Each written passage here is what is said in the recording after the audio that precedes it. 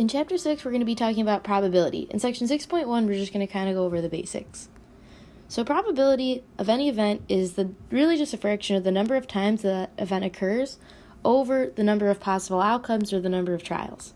So just to start out with a simple example, let's say I have a bag of 15 Skittles and 8 of them are green. If I reach into the bag and randomly pick one, the probability that I grab a green Skittle, I make my fraction, there's 15 total Skittles, so out of 15 total outcomes, my desired outcome is picking a green Skittle.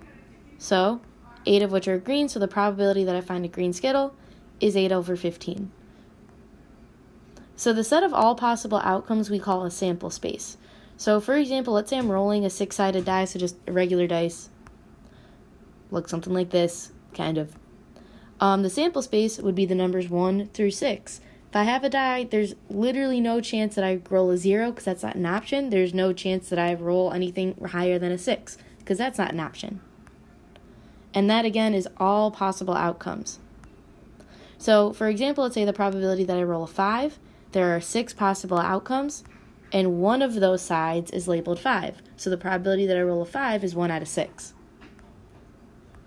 Sometimes it could get a little bit trickier. So let's say I want to find the roll of a sum of 5 on 2 dice. Let's say I have 2 dice and I want to see if I can get a sum of 5. There's a couple different outcomes here. I could roll a 1 and a 4, 2 and a 3, 4 and a 1, or 3 and a 2.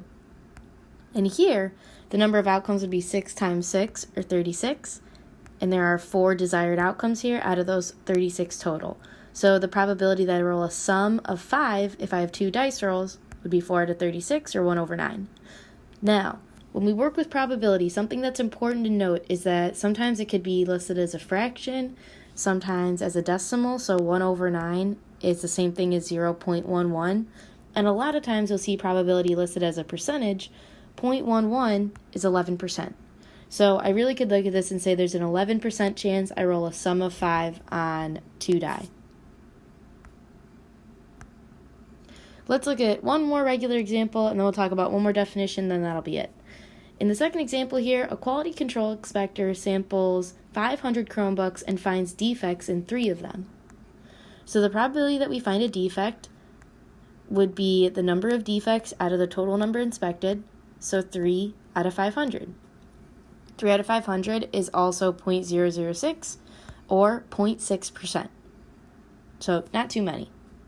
I could use that percentage to find like other things that I'm trying to find. So let's say that Google makes 15,240 Chromebooks in 1 month.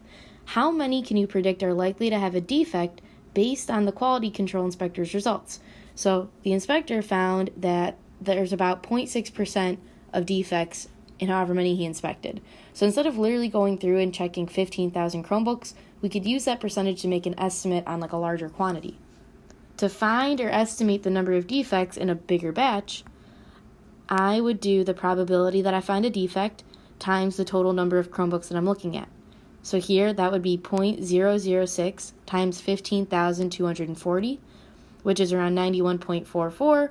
So I'll round down here and say I could predict that about 91 Chromebooks in that batch are going to have a defect. One last thing that we're going to talk about in this video is the complement of an event. The complement of an event consists of all possible other outcomes than your desired outcome. In our sample space, we know that the event plus not the event, all of those total outcomes equal 100%. We'll talk about that a little bit more in class. So the probability of a complement, or not the event, is 1 minus the probability of the event. This sounds like way more confusing than it actually is. We'll go over this a lot more in class on Monday. So let's say, for example, I have 20 M&Ms. 5 of them are green, 4 of them are red, 3 are brown, and 8 are blue. What's the probability that I don't pick a red M&M? I could add up all of the other M&Ms, or